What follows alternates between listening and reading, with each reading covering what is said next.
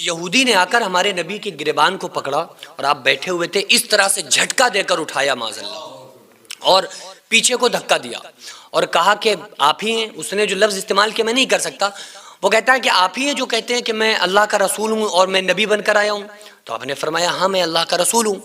تو اس نے دوبارہ سے جیسے آقا علیہ السلام پیچھے کو گرے نا، حضرت عمر بھی پاس بیٹھے ہوئے تھے، کھڑے ہو گئے. حضرت عمر نے تلوار نکال لی، اور حضرت عمر کی تلوار کا کیا جوش تھا کہ جب میان سے باہر نکلتی تھی تو جو بھی رسول اللہ کا اور دین کا دشمن ہوتا تھا وہ حضرت عمر رضی اللہ تعالیٰ عنہ اس کے سر کو تن سے جدا کر دیا کرتے تھے. اگر کوئی انسان آقا علیہ السلام کی شان میں گستاخی کرتا تھا تو حضرت عمر نے تلوار نکال لی کہ گستاخ میرے نبی کی شان میں گستاخی کرتا ہے، گریبان پکڑتا ہے، دھکا دیتا ہے.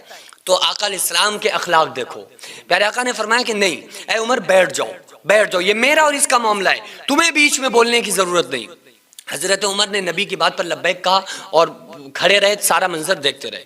اس یہودی نے دوبارہ سے میرے آقا کی گریبان کو پکڑا اور اٹھایا، دوبارہ سے دھکا دیا، تیسری مرتبہ پھر گریبان پکڑا، پھر آپ کو پیچھے کو دھکا دیا.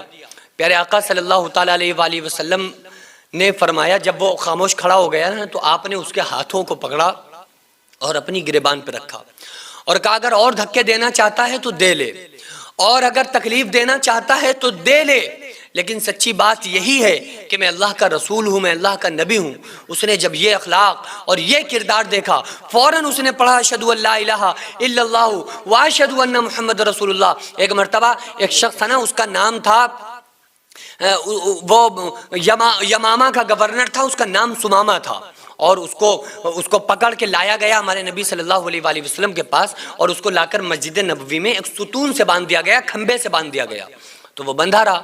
آقا علیہ السلام تشریف لائے اور کہا اے سمامہ کیا بات ہے، تم یہاں بندھے ہوئے ہو، تم نے کھانا کھایا یا نہیں کھایا، تمہیں پانی ملا کہ نہیں ملا؟ تو کہنے لگا ہاں کھانا بھی کھا لیا اور پانی بھی پی لیا. تو آقا علیہ السلام نے فرمایا تم کیا چاہتے ہو؟ اس نے کہا اگر چاہو تو مجھے قتل کر دو. ایسا قیدی آپ نے 1400 سال میں نہیں سنا ہوگا. اسے جب قیدی بنا کے لایا گیا تو وہ کہہ رہا ہے کہ اگر چاہو تو مجھے قتل کر دو اور چاہو تو چھوڑ دو، اگر چھوڑ دو گے تو ایک احسان ہوگا مجھ پر بس. تو آقا علیہ السلام نے اس سے کچھ نہیں کہا، وہ بندھا رہا. اگلا دن آیا، آپ نے پھر اس کی تیمارداری کے لیے آئے، یعنی یہ قیدی ہے، جیل خانے میں بند ہے اپنی غلطیوں کی وجہ سے، اور رسول اللہ کا کردار دیکھو، روز آ کر خود اس سے کھانے اور پانی کا پوچھ رہے ہیں. پھر آپ نے پوچھا کھانا ملا؟ کہا ملا. کہا کیا چاہتے ہو؟ کہا وہی کل والا جواب، اگر چاہو تو چھوڑ دو اور چاہو تو قتل کر دو.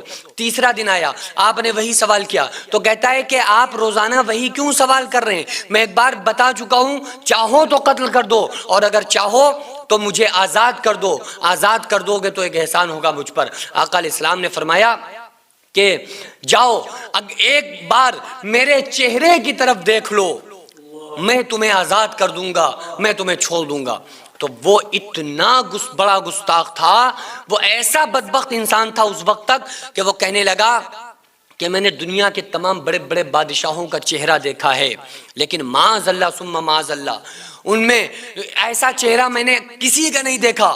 یعنی اس نے برائی کی نیت سے کہا اور کہا میں آپ کا چہرہ دیکھنا گوارا نہیں کرتا، میں نہیں دیکھ سکتا آپ کا چہرہ.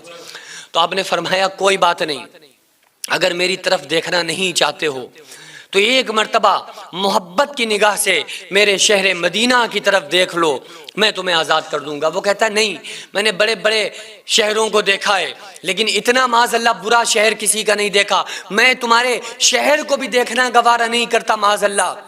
تو آقا علیہ السلام نے فرمایا جاؤ پھر بھی میں تمہیں آزاد کرتا ہوں، پھر بھی میں نے تمہاری جان بخشی، جاؤ تمہیں چھوڑ دیا میں نے. تو وہ کہنے لگا کہ میں یہاں سے نکلوں گا اور ابھی آپ کے صحابہ کو پتا چلے گا کہ میں آپ کی شان میں گستاخی کر کے نکلا ہوں تو کیا وہ مجھے زندہ چھوڑ دیں گے؟ وہ تو مجھے قتل کر دیں گے.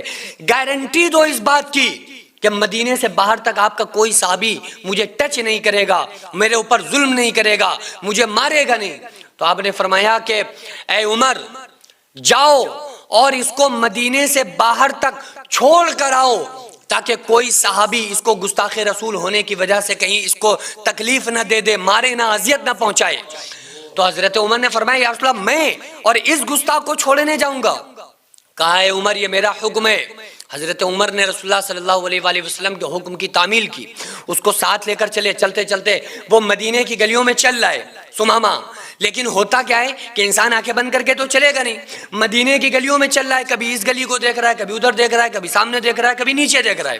تو پیارے نبی نے کہا تھا نا میرے مدینہ کو دیکھ لے, اس نے منع کیا لیکن مجبوری میں دیکھنا پڑا. جب اس نے گلیوں کو دیکھا تو اللہ تبارک و تعالی نے اس کو ایمان کی دولت عطا کر دی, اور وہ تڑپنے لگا, ادھر ادھر آنے لگا, یہاں تک کہ حضرت عمر سے ہاتھ چھڑا کے وہ بھاگا, پلٹ کے واپس آیا, مسجد نبوی کے دروازے پر آ کر کہتا ہے یا محمد ابن عبداللہ صلی اللہ علیہ وآلہ وسلم, آپ مجھے آزاد کر دیں. آقا علیہ السلام نے فرمایا اب کیسی آزادی چاہیے, میں نے تو تمہیں چھوڑ دیا, آزاد کر دیا, جاؤ تم چلے جاؤ. میں نے تو عمر کو تمہارے ساتھ بھیجا ہے کہ تمہیں کوئی صحابی تکلیف نہ پہنچا دے. تو کہا نہیں یا رسول اللہ, میں جب تک آپ کی مسجد کے ستون سے بندھا تھا, آپ کے پاس تھا, آپ کی صحبت میں تھا, مجھے بڑا سکون تھا, مجھے لگ رہا تھا کہ میں آزاد ہوں. لیکن جیسے جیسے آپ کی صحبت سے دور جا رہا ہوں, آپ کی قربت سے دور جا رہا ہوں, آپ کے مدینے سے دور جا رہا ہوں, میرا کلیجہ منہ کو آ رہا ہے, میرے دل میں الجھن اور بےتابی پیدا ہو رہی ہے.